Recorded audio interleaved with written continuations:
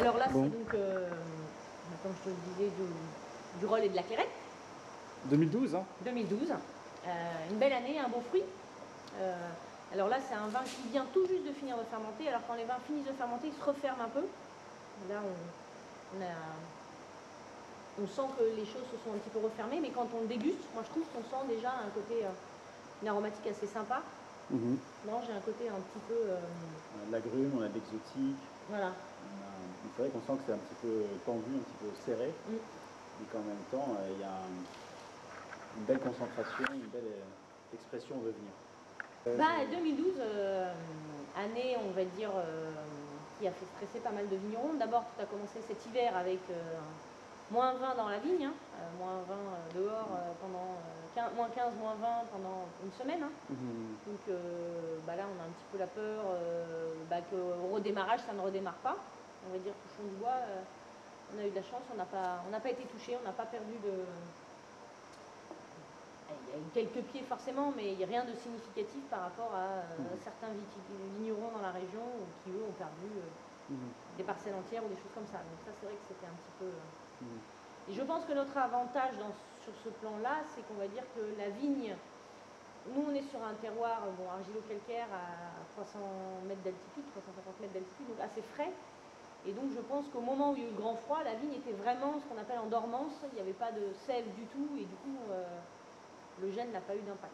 En fait, c'est quand même une année qui, on va dire, même l'hiver dernier, il n'y a pas eu beaucoup d'eau, donc peu de réserve. Bon, il y a eu quelques pluies quand même, mais pas énormes. Et puis, un petit peu d'eau au printemps, mais on va dire que c'est quand même une année qui, pour moi, se distingue par une faible quantité d'eau sur l'ensemble du millésime. Et une dérogation qu'on a eue pour pouvoir arroser les vignes, et on va dire la chance que l'on a, où on va dire que papa était visionnaire, on avait pu équiper l'ensemble du vignoble d'un système, on a pu avoir un point d'eau à l'ensemble des parcelles, qui fait qu'on a pu apporter la pluie qui manque, c'est-à-dire que grâce à un enrouleur que l'on a un petit peu dernière génération, on définit la quantité d'eau que l'on souhaite apporter par un arrosage.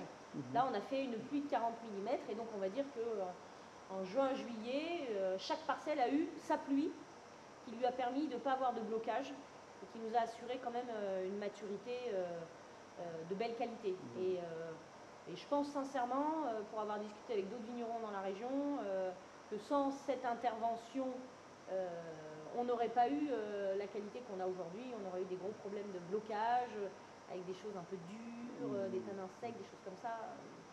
Mais aujourd'hui, vraiment, ce sur quoi on doit lutter dans la région, c'est les blocages de maturité. Et c'est vrai qu'on a quand même des étés qui sont de plus en plus extrêmes et avec des chaleurs un petit peu intenses et des moments sans eau. Et c'est vrai qu'une irrigation uniquement pour éviter des blocages de maturité, c'est vraiment un truc qui apporte un plus qualitatif. L'idée, c'est vraiment apporter la pluie qui manque. C'est pas mettre la vigne sous perfusion. C'est pas objectif produire plus, faire grossir à fond, voilà, mettre du jus. C'est vraiment aller dans le sens de la qualité. Laisser la vigne dans un certain stress, mais pas trop extrême, parce que sinon elle ne produit plus rien de qualité. Elle finit par se bloquer et le raisin ne mûrit pas. D'accord. Et donc les vendanges ont été plutôt tardives dans les temps Alors on partait sur quelque chose qui me semblait, on va dire, dans les temps. Au départ on pensait limite que ce serait un poil précoce. Et je pense quand même que cette météo a généré un ralentissement au final qui fait qu'on est rentré. On a commencé nos vendanges début septembre, alors que je pensais qu'on commencerait fin août. Mais je dirais qu'on est dans une moyenne à limite un poil en retard, donc c'était pas catastrophique. Et on va dire que pour ce qui est de la date de fin des vendanges, là par contre on est dans ce qui est classique début octobre. Donc on va dire que ça a rattrapé un petit peu en fait, ça a plus concentré les choses. Un démarrage un petit peu plus tardif, mais ce qui a été en fait général. Oui, c'est vrai qu'avec les grosses chaleurs, on s'attendait tous à un démarrage. Tout le monde était prêt assez tôt.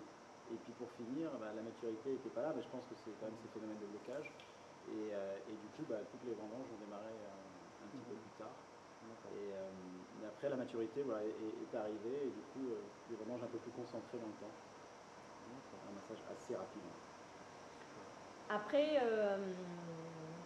a quand même une vraie évolution sur le plan climatique. Hein. C'est ces chaleurs dans la journée qu'on a de manière, on va dire, c'est maintenant récurrent chaque année. Il fait vraiment chaud en septembre, ce qui ne faisait pas il y a quelques années de ça. Et ce qui nous impose de vendanger beaucoup plus tôt. Donc on a vraiment une évolution sur la façon de travailler. On vendange la nuit, on vendange tôt et après assez rapidement on s'arrête de rentrer des raisins vers 10-11 heures parce que moi je suis convaincue que la qualité d'un bon vin ça passe par des bons raisins et des bons raisins ramassés à une température fraîche. D'accord. Ouais, super. Bon, donc là qu'est-ce qu'on est en train de goûter là? Là on est en train de goûter ce que je suppose être une future base de notre blanc Château de Beaupré. D'accord. Voilà. Donc c'est du rôle et de la clairette. Qui sont arrivés en maturité en même temps, que l'on a pu vendanger ensemble et qu'on a fait fermenter ensemble et qui vient tout juste de se terminer. D'accord. Donc faites les malots dessus aussi ou pas? Non. Non. Sur le blanc on garde la fraîcheur et donc on ne fait pas de malo. D'accord. Sur le blanc et sur le rosé, il n'y a que sur rouge qu'on fait les malos.